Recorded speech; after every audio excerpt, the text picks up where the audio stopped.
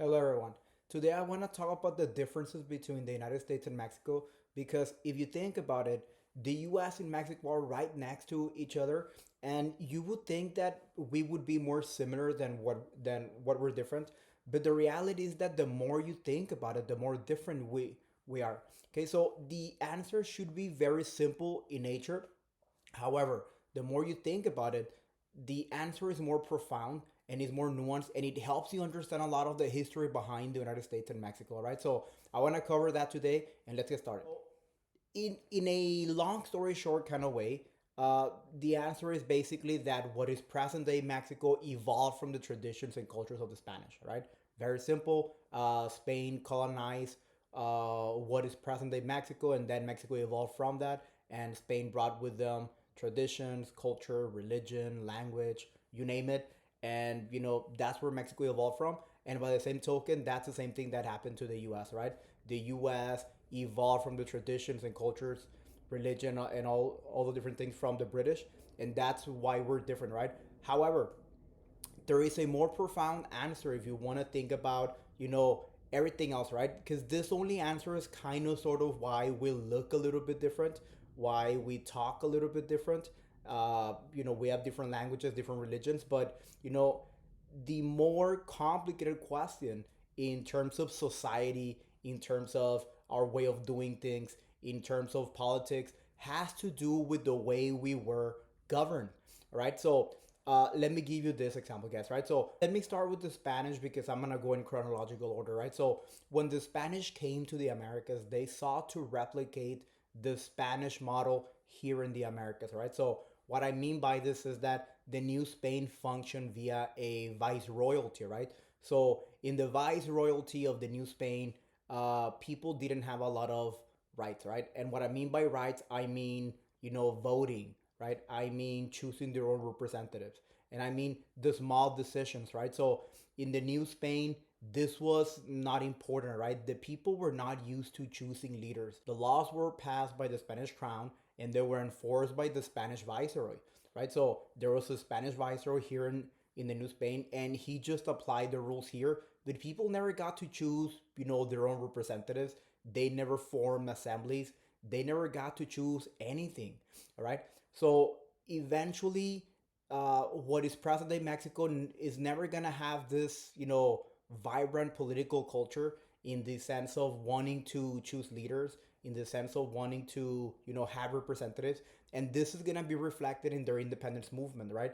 The Mexican independence movement is much less political and is much more social than, for example, in the American Declaration of Independence, right? So let me show you a map of the viceroyalty of the New Spain so you can understand what I'm saying.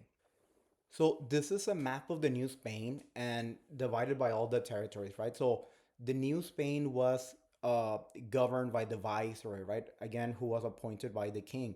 Okay, now look at all these territories, right? You have Nueva Galicia, Nuevo León, Nuevo Santander, which would be where I'm from, because I'm from Laredo here in Texas. So look at how big and how sparse this territory is. However, these people didn't have any level of decision making, right? Spain was intended to be very uniform. So most of the towns in the New Spain always followed the same format, all right? It was a small plaza, a government building, and a Catholic church, right? And from there, the city started. From there, the city spread out, right? So it was always the same concept all throughout the New Spain. It was kind of sort of very uniform. And I don't mean to say that the people were very uniform or their cultures or their traditions.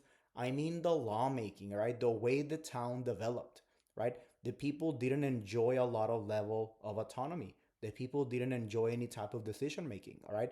Every decision was made for them. There were some small decisions made by the local governances called cabildos, but they enjoyed very little authority to make big decisions, right? As opposed to what you see with the 13 colonies, right? In the English colonies, they made a lot of decisions in whatever they felt it was the necessary things for their communities. So the Spanish lacked a lot of participation in government, but that was the standard of the time. All right, so this is going to be reflected in their independence movement, like I mentioned, right? It is very socially motivated, right? It was a lot about the inequalities created by the Spanish caste system, right? In which you had the peninsulares, people born in Spain, and then you had the criollos, Spanish people born in Mexico, and then mestizos who were, the mixture between a Spanish and an American, and then a whole bunch of other different, ladders in the caste system, right? So the Mexican independence movement is much more about fixing the inequalities created by the caste system. It's much more a social movement. Now, when you compare this to the American independence movement, it all has to do with politics, right? It's very political, and it is all rooted in the way that the 13 colonies were originally governed, right? So the original 13 colonies enjoyed a lot of autonomy, and they enjoyed a lot of representation, right? They had a lot of participation in government. There was a lot of self government in the 13 colonies, right? So let me show you a map of the 13 colonies to illustrate what I'm trying to explain, okay? So, for example, if you look at this map of the 13 colonies and you look at the southern colonies, okay, the southern colonies are extremely different than where you're gonna find in the middle colonies or where you're gonna find in the New England colonies, right? So the southern colonies, you're gonna find slavery, you're gonna find an economy based in agriculture. Maryland for the Catholics, Pennsylvania, you're gonna see some religious tolerance, the Quakers, and then if you go to the New England colonies, you're gonna see a lot of the Puritans, and they each make their own laws. And the best way for me to explain this is that they all look very different because Britain really doesn't care, right? For England, as long as they're loyal and profitable, you can have slaves if you want to. You can be a religious community, a Catholic colony. You can be a Quaker. It really doesn't matter, right? You can do whatever you want to a certain level. It's not a really whatever you want to, but there's a high level of autonomy that you can do a lot of things as long as you're profitable and loyal to the English crown. And so, if you were to go back in time, for example, and you went back to the New Spain, right? Most anywhere where you look in the New Spain, it would be very similar, right? There's always going to be that little placita, that government building, a church.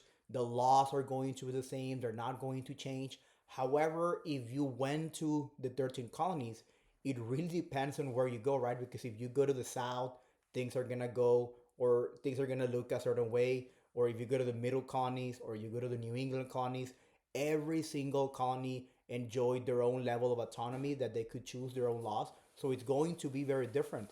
If you know a little bit about politics and government, this is very similar to what to our 10th amendment, right? To federalism, right?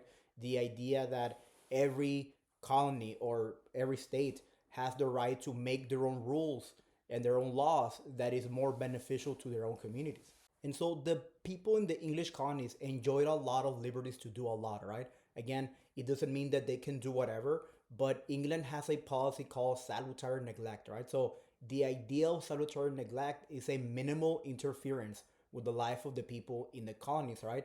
And they have a very loose enforcement, even if they have some laws, right? As long as you're loyal to the English crown and as long as you're profitable for the English crown, they really don't care too much what you do, right? So you can see that a lot of people in the colonies, every state, every colony rather, creates their own assemblies, right? So, for example, by the time of the American independence, you can see that all 13 colonies have their own assemblies, right?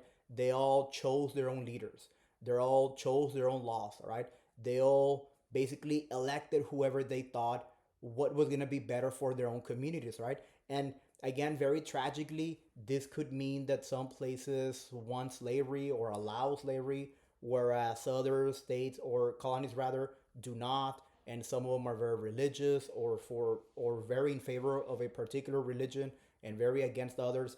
But the reality is that they gave the people a lot of autonomy and a lot of participation in government, right? And this is going to be very significant because if you pay attention, the American independence movement is very political, right?